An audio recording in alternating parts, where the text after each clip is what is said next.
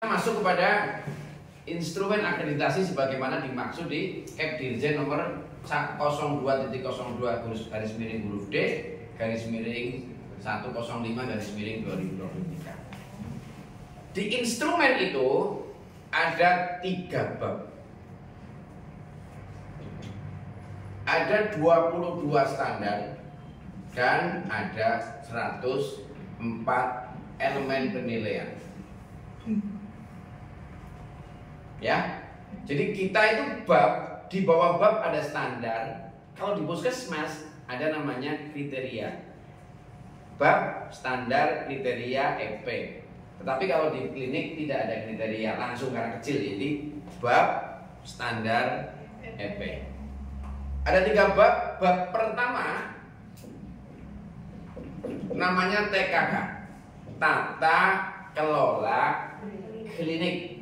Di sini ada 4 standar, ada 19 EP.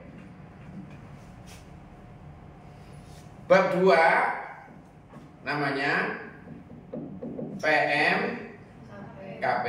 Di sini ada 3 standar, 18 EP. Bab 3 namanya PKP.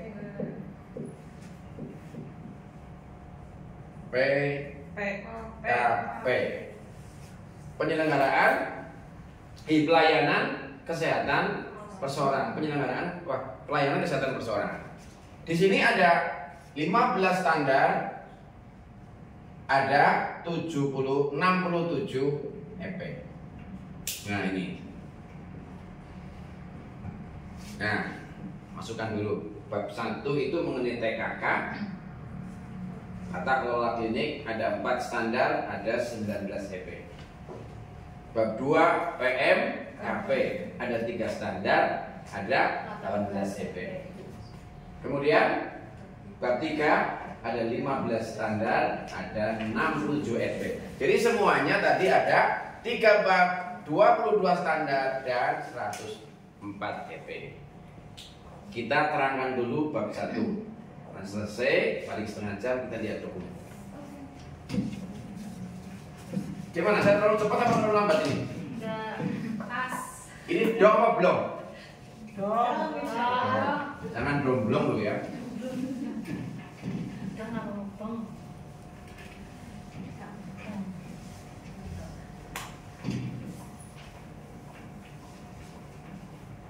Nah, sekarang kita bicara mengenai bab 1. Ya, saya terangkan nanti kan dengan mau berbagi di mana dan tahu kalau sudah tahu standarnya ya. Bab 1 TKK 1 itu ada 3 EP. Ada 3 EP.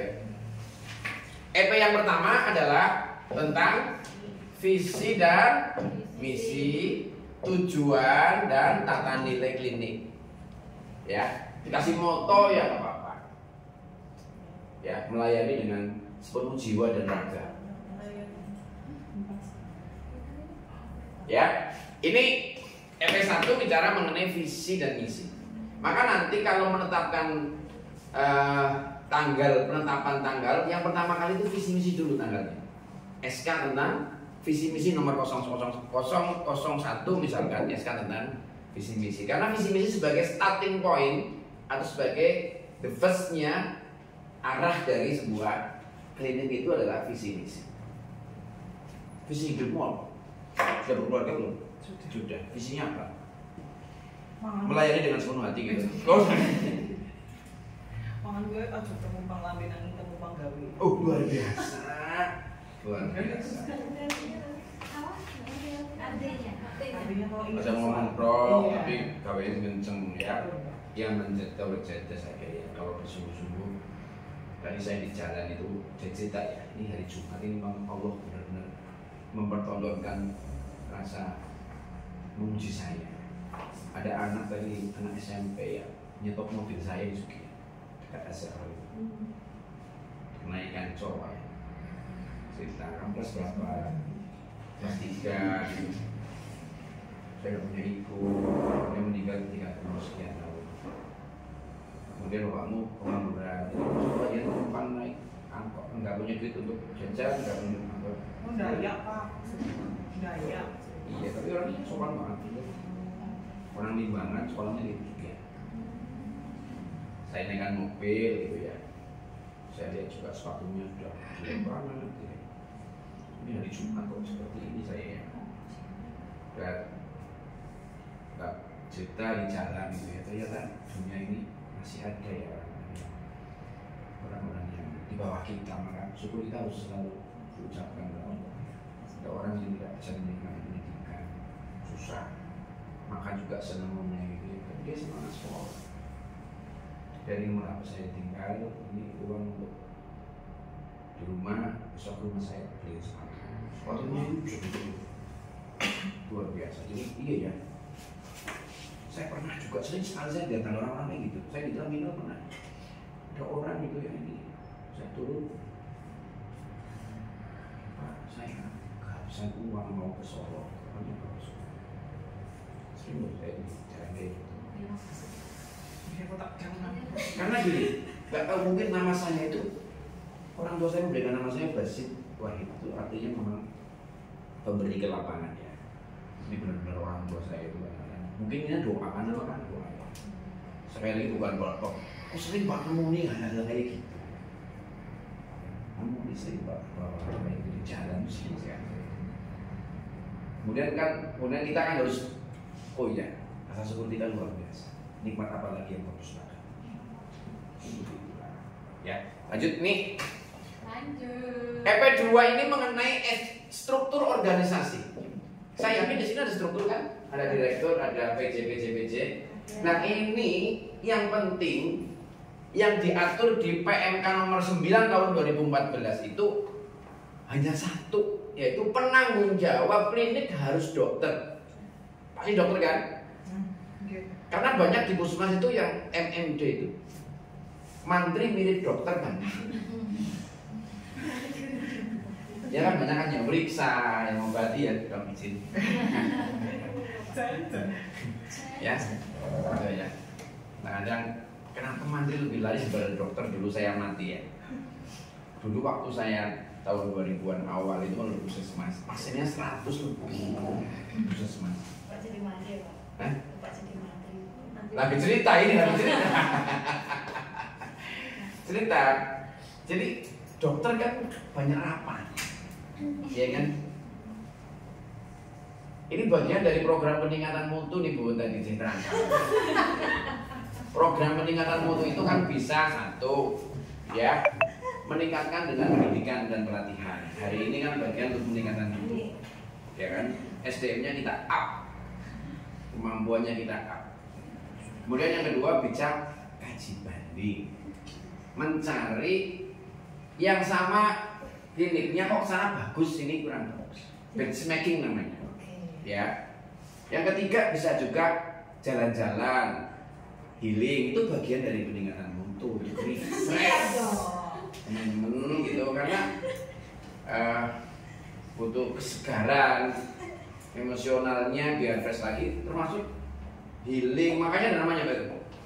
Outbound itu bagian dari program membangun komitmen. Karena kalau outbound kita kan bener-bener itu bebas banget antara atas dengan bawah itu kan. Artinya pimpinan dengan anak buah. Kalau outbound kan biasa bandem-bandeman tuh apa? Ya kan? Nggak ada batas. Artinya biar mencoba outbound itu memang bagaimana kita satu posisi memang benar-benar senang. Biasanya kalau senang kan semuanya terbuka, kemudian bisa menguapkan sekarang. Itu outbound apa tawuran Pak? Yuk, biasa kan itu kalau bandem-bandeman air kan? Iya kan? Itu agenda nanti setelah paripurna akhirnya. Amin. Siap berarti itu siap. Nah, ini struktur organisasi suka-suka jenengan. Yang penting ada strukturnya, ada uraian tugasnya. Oke. Memahami posisinya dengan ada di mana. Ya. Karena struktur itu kan biar ada hierarkinya memang. Tidak semua jadi anak buah, tidak semua jadi pimpinan. Tapi pimpinan tidak boleh semena-mena sama anak buah juga harus taat pada pimpinan. Coba bayangkan jenengan pakai baju sebanyak atasan tok mas nggak pakai bawah, berarti nggak keluar rumah. Nggak bisa. Maka atasan jangan semena-mena sama Bawahan karena kalau kita pakai baju atasan tok nggak pakai bawahan, jangan dibayangkan. Oh, daster. Kemudian yang ketiga, ini penetapan yaitu di PJ-PJ itu ya, dalam struktur itu dan urian tugasnya. Ini dengan ini nanti SK-nya bisa sama. Panggilannya yang berbeda.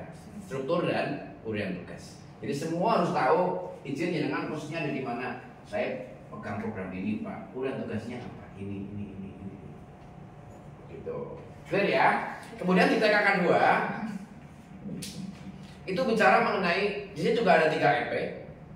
EP yang pertama adalah nanti analisis mengenai kepegawaian, kebutuhan kepegawaian. Jadi nanti pasti owner atau pimpinan ditanya, what's the next 5 years? Nah, 5 tahun ke depan mau ngapain? Ini. Pengembangannya mau apa? Apakah tenaga itu sudah cukup? Kurang misalkan. Kalau kurang apa rencananya? Rencana jangka pendek dan rencana jangka menengah. Kan pertanyaannya itu. Kalau John Boris saya udah punya contohnya. Ya, artinya ini konsepnya begitu. Bahwa yang namanya memang kan saya bilang S2-nya kan MSDM ya, manajemen sumber daya manusia. Jadi mulai dari analisis kebutuhan. Kalau di PNS ada namanya analisis beban kerja, ANJAP dan ABK. Analisis jabatan dan analisis pekerjaan. Ya, kalau di swasta kan memang mengenai frekuensi jumlah yang dilayani dengan jam. Itu ya. Kalau kita seperti itu. Yang kedua, bahwa kalau kita lebih atau kita kurang, apa rencananya dengan? Nanti tanyakan sama surveyor rencananya apa? Oke. Kemudian, saya yakin sudah punya visibility study kan? Ya. Bu Anita sudah punya visibility study untuk bikin ini apa sih visibilnya? Ya, rencana visibility study namanya itu. Itu saya yakin ahlinya beliau. Yang kedua, di sini ada namanya file kepegawaian. Jadi semua orang harus, pimpinan klinik harus menetapkan bahwa file kepegawaian yang dimiliki oleh klinik ini apa saja. Ijazah, STR, SIP, sertifikat tanah, surat nikah misalnya, pegawai mobil misalnya. Itu terserah, sesuka-sukanya kan. Maksudnya gitu loh. Itu otorisasi dari pimpinan sini menetapkan. Ya yang normatif ya ijazah, STR kan, sama SIP lah. Ya gitu. Ada suami istri bincang-bincang, buka-buka mengenai file ya, ada STR, ada SIP, ada SIM, ya. Wah, Mah ini kok semuanya ada luasannya, kok surat nikah nggak ada luasannya ya? Nah, maksud lo gimana maksudnya? Maksudnya itu karena suaminya itu kalau surat nikah itu ada luasannya. Harus ganti. Wah. Suami. Masih berusaha. Soalnya jatahnya 4. Oh iya. Enggak, apa jatahnya 4? Jangan tapi jawab. Jangan. Tuh kan lo. Dia aku tapi jawab aja. Enggak, coba kalau ingat nggak nyanyinya Ari Wibowo? Ari Wibowo tahu nggak? Hari ini Madu di tangan Kanan. kananmu, racun di tangan kiri. di tangan milih di madu atau di racun? Saya pilih yang megang aja, Pak. Ini file kepegawaian silakan pimpinan Dr. Hikmah dan Bunda Anita itu silakan filenya ditetapkan dulu isinya apa biar sama. Ya, saya ini juga di kampus kan sama filenya kan, dari mulai pengalaman kerja, dari mulai kapan dia kerja semua. Yang ketiga ternyata di sini ada ini nih, ya SKP itu, ya penilaian kinerja pegawai. Rapotnya kalau di kampus namanya apa? Sama SKP. SKP sama. Di sini juga SKP yang minimalis lah.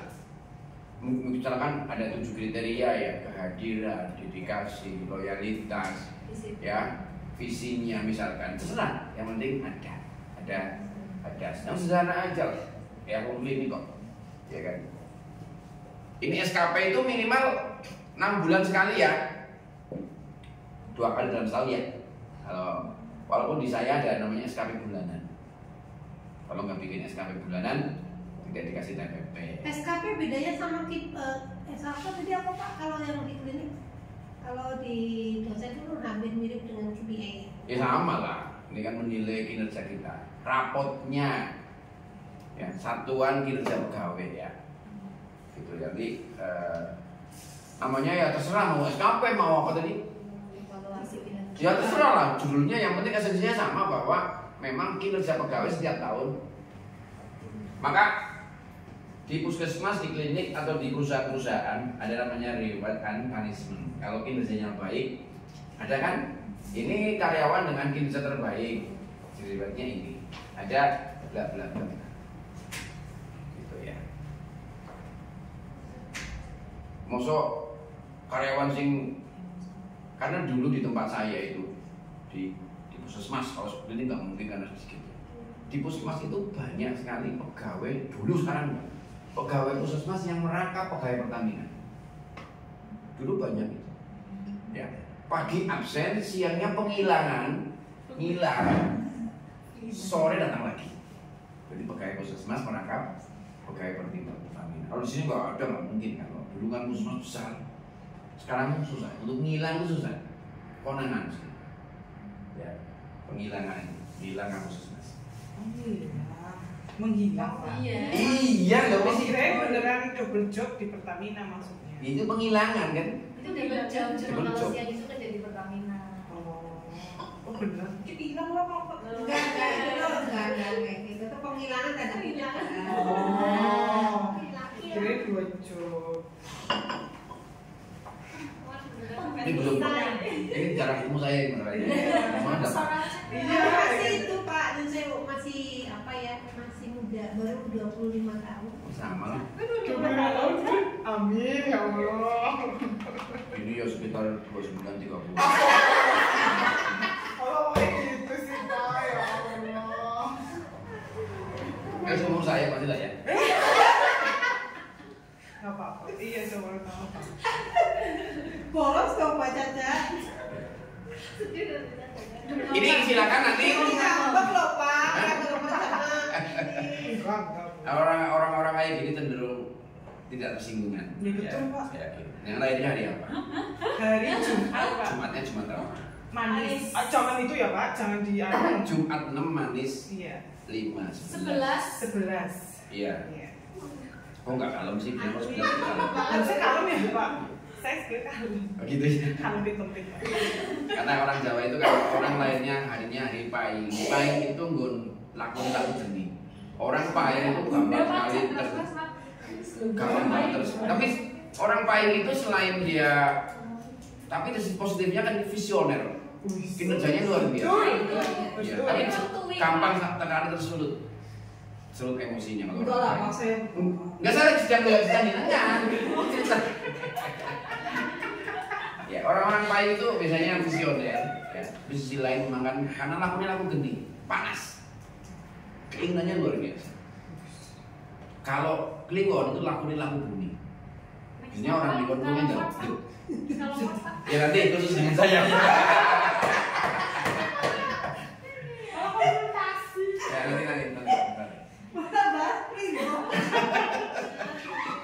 Ini SKP ini silakan ditetapkan oleh Bunda, silakan pimpinan. Banyak contohnya lah. Kehadiran, dedikasi, loyalitas, spiritualitas, dan sebagainya, ide dan sebagainya. Apakah karyawan saya punya ide pengkasih sebetulnya? Kan pimpinan yang tahu. Dan ini sangat privatif. Yang tahu hanya pimpinan dan ininya, pegawainya dong. Orang nggak tahu. Oke, kemudian di TKK 3 ini TKK yang paling banyak ini. TKK 3 ini EP-nya 10. Ya, inti dari ini adalah MFK ya. Manajemen, fasilitas dan keselamatan. Di Permenkes nomor 52 tahun 2018. PMK-nya ini 15 apa? PMK nomor 52 tahun 2018. Ini mengenai apa namanya?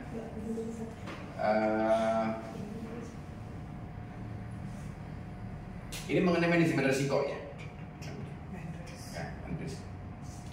Ini MFK itu programnya ada 7. Ada berapa? 7. Yang pertama adalah manajemen keamanan dan keselamatan. Aman tur selamat. Selamat. Aman dari apa? Aman dari pencurian dan penculikan bidan atau perawat muda. Aman dari pencurian, makanya biar aman apa ada satpam, ada CCTV, semua karyawan punya ID card, semua pengunjung diidentifikasi. Itu aman dari pencurian dan penculikan. Makanya coba jenengan kalau nyusewu Pak Jokowi aja. Pak Jokowi kalau dia kunjungan ke pabrik pakai rompi nggak dia? Enggak.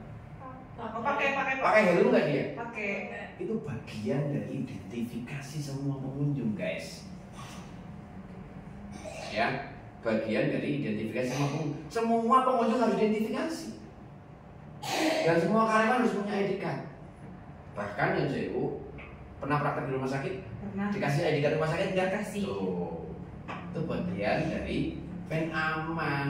Ya siap, cacat sertifikat. Siap, Bun. ID card. Terus nanti juga ada tamu juga dikasih identitas. Walaupun ini Tamu kalau jalan pakai ini apa namanya, lukatnya tuh, ya, name tag. Coba jenengan masuk ke Pertamina. Jangan kan Pertamina, alih saja suruh tanda tangannya di depan kan, di satpam, ketemu siapa di mana. Itu bagian dari program keamanan dan keselamatan. Ada satpam, ya, ada buku tamu, ada CCTV. Cuma yang sekarang lebih itu banyak kan, kantor-kantor punya CCTV, tapi tidak ada yang monitoring, betul nggak? Monitoringnya kalau udah kejadian. Makanya CCTV itu harus dimonitoring setiap saat, setiap hari, dan dilaporkan setiap saat, setiap hari. Bagaimana kondisi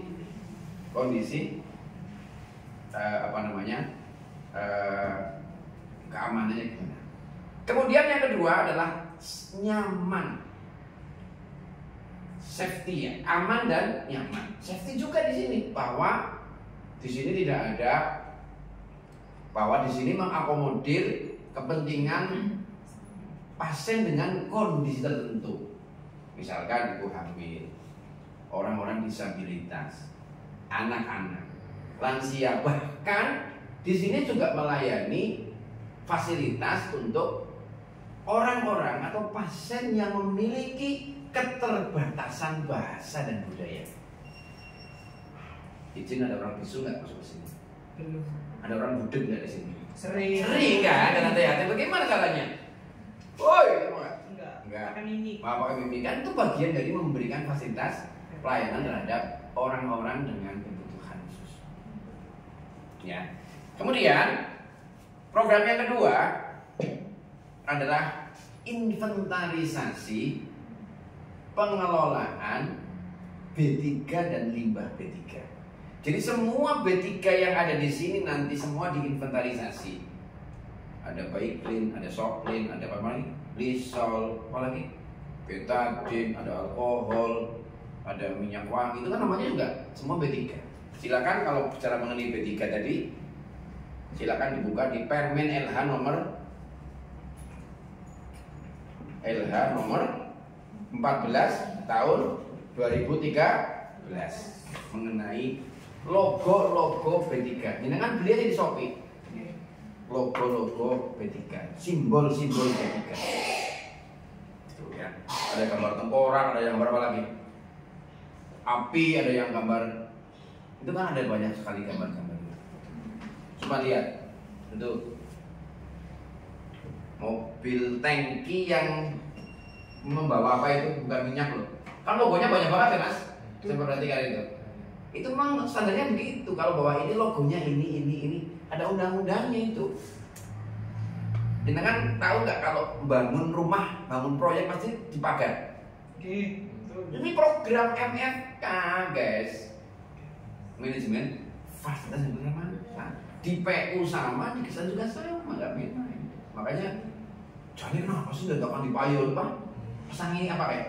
Seng proyek itu bagian dari program MFK. keamanan dan keselamatan. Nih, kemudian nanti B3 limbahnya sudah ada kan? MOU-nya sudah ada kan? Sudah. Nanti domestik sedang berjalan. di foto ya. Iya. Di foto. Kemudian yang ketiga adalah program penanggulangan bencana. Di sini sudah ada jalur evakuasi, sudah ada titik kumpul, titik kumpul kita itu. Oke, sudah. Oh gitu. Kita itu di mana titik kumpulnya? Di depan itu Pak. Depan apa itu? Yang penting titik kumpul tidak ada atapnya, Oke. terbuka. Di halaman Oke. depan. Nanti ada jalur evakuasinya dan ada simulasi, video simulasi. Bahkan kalau kantor-kantor yang besar itu nanti bikin namanya HVA, Hazard Vulnerability Assessment. Itu mengidentifikasi potensi-potensi bencana eksternal dan internal. Saya yakin eksternalnya sini apa? Tsunami, misalkan, ya, atau meledak, atau kecelakaan massal, banjir. Kalau gunung terus enggak ya? Sini kan dekat Pertamina ya, berarti kan dekat Pertamina. Termasuk juga HVA internal, apa? Kebakaran, ya, gempa bumi, apa lagi? Ini tadi mengenai kebencanaan itu khususnya di gunung. Yang ketiga, yang keempat adalah program penanggulangan kebakaran. Program penanggulangan kebakaran itu adalah kalau di klinik cukup simulasi dan jumlah apa, termasuk menyediakan bagaimana apar untuk memadamkan api cemburu dan api. Terus siap. Ya, harus siap. Kemudian yang kelima adalah inventarisasi baik peralatan medis maupun non medis. Silakan untuk peralatan sarana dengan diinventarisasi. Mejanya ada berapa, kursinya ada berapa, AC-nya ada berapa, ya. Silakan diinventarisasi. Yang keenam adalah utility, kelistrikan, air dan gas medis. Listriknya berapa Pak di sini? 7.000. Tidak pernah mengalami defisit kan? Ketika ada defisit, sini punya jaset nggak? Ada jaset nggak? Ada. Jaset ada. Berarti kalau ada jaset nanti ada pemakaian SOP genset, ada perawatan genset, ya? Saya pinjam. Nggak apa-apa, yang penting ada. Utility kelistrikan, air dan gas medis, bahwa klinik ini menjamin keberlanjutan dan keberlangsungan penyediaan listrik, air dan gas medis. Jadi sini nggak kekurangan air, nggak kekurangan listrik, nggak kekurangan oksigen. Kira-kira kalau mati lampu, saya punya genset. Kebutuhan air sehari sini berapa liter? Kebutuhan air berapa? Per bulan apa Pak? Per hari dong guys. Hari guys. Kalau orang normal sehari semalam berapa liter? 3 liter. Ah yang bener. Wah, itu sudah 10 liter jangan kok. Ya kan minum. Kebutuhan air sehari-hari itu orang biasa di rumah sehari semalam itu 40 sampai 50 liter. Satu orang. Satu orang. Iya kan? Coba jangan mandi 2 kali. Di rumah, kita sedang di rumah sah guys, sehari semalam. Oke guys. Itu ada rumusnya. Maka nanti maka rumah sakit kan, rumah sakit itu sekarang akreditasi, ada yang di rumah sakit itu harus menyediakan sumur-sumur bor, harus ya kan, sumur bor berapa dihitung itu, harus rumah sakit harus punya, karena untuk menjamin utilities air itu. Jangan punya toran di sini, Iya. isinya berapa liter? 5.000 liter. Besok harus tahu 5.000 liter. Di situ ada ya. Kagak. Lah besok kan dilihat sama surveyor, bener nggak torannya, gitu. Oh Ya, iya. iya listriknya bener nggak dan sebagainya. Ya, ini pencahayaannya gimana? Tapi ada sumur Pak. Sumur bor. Ada kan? Ya, itu kan bagian dari untuk menjamin keberlanjutan keberlangsungan utility-nya. Ya. Sini punya oksigen berapa? Oksigen yang kecil 2, yang besar 1. Tidak pernah mengalami defisit? Tidak pernah, ya kan? Bahkan kalau di rumah sakit itu harus punya yang namanya ruang workshopnya, jadi peralatan. Oksigen punya berapa regulator, ya? Punya kunci belajar ya? Yang sini punya kunci belajar nggak? Ya itu kalau masang manometernya gimana itu? Pak, regulatornya masangnya pakai apa? Belum atau masih Kemarin Itu kuncinya. yang besar belum pernah dipakai. Oh gitu, karena sini rawat jalannya jarang. iya Pak. Tapi IGD kan harus ada, secara oksigen kan, standarnya kan harus ada. Oke, yang terakhir program Oksigen dari ini lomba yang gede. Saya belinya pas COVID, belum dibuka ya. COVID itu zaman masa Allah. Zaman susah banget di Surabaya yang namanya oksigen. Sampai saya tinggal itu stok ini nggak dibuka. Apa oksigen? Yang terakhir itu program MFK adalah pendidikan dan pelatihan MFK. Jadi nanti harus punya IHT MFK. Kalau untuk pelatihan gimana Pak? Di sini aja IHT saya yang ngajar, absen nanti di sini mendatangkan ahli, tanda tangan dan sebagainya. Cukup. Saya juga punya sertifikat pelatih MFK, kita punya sertifikat pelatih PPI. Cukup. Caranya Pak. Katanya Dr. Hikmah itu saya terngiang-ngiang kalimat Dr. Hikmah. Kalau kita itu bintang kecil, maka menepiklah dari sekelompok bintang besar. Karena kalau ada bintang kecil ada bintang, dia akan di atas, ya kan? Redup. Tapi lihatlah langit malam gelap di sana yang masih membutuhkan cahaya. Tidak harus menjadi yang terhebat, cukuplah jadi yang bermanfaat bagi yang lain. Masya Allah. Gak usah jadi yang terhebat terus, yang penting manfaat. Khairunas anfa'uhum linnas. Izin. Ini orang yang tadi Pak. Masih open, Pak. Oh. Ini kok Pak, bukannya Mas Aris kok kembali ya? Iya. Oh. Nah ini ya, ini program MFK dan studi tadi silakan ada contohnya. Jangan terlalu ideal. Saya buatnya kan ideal Pak, dengan yang sederhana-sederhana aja. Ya. Kemudian kita lanjutkan. Jadi di EP1 nanti ada perizinan yang dimiliki apa saja dikumpulkan. Yang kedua tadi program MFK. Yang ketiga adalah mengenai inventarisasi. Yang keempat ada akses keluar masuk klinik itu dimonitor. Pakai apa jenengan? CCTV, buku tamu, ID card, misalkan, ya, dan sebagainya. Atau pakai rompi, pakai helm terserah, ya. Yang keenam ada namanya limbah, pengelolaan limbah P3 dan limbah domestik. Kemudian ada APAR tersedia. APAR itu standarnya setiap 20 meter persegi satu APAR. Di sini luasnya berapa? Lupa. Besok saya gitu. Ya, itu idealnya loh, idealnya. Kalau segini dua apa cukup ya? Ya tambah lagi dong. 3 atau 4 lah. Ruangannya kan luas. Terutama di farmasi masih pada, di IGD dekat farmasi bisa diakses. Dapur, sini nggak ada dapur sih ya? Ada. Dapur resmi apa pantry? Pantry. Oh pantry. Pantry ya. Kemudian di dekat limbah juga harus ada apartnya, ya. Tuh. Kemudian yang selanjutnya adalah ada jalur evakuasi, ada dikumpul, ada larangan merokok. Ada.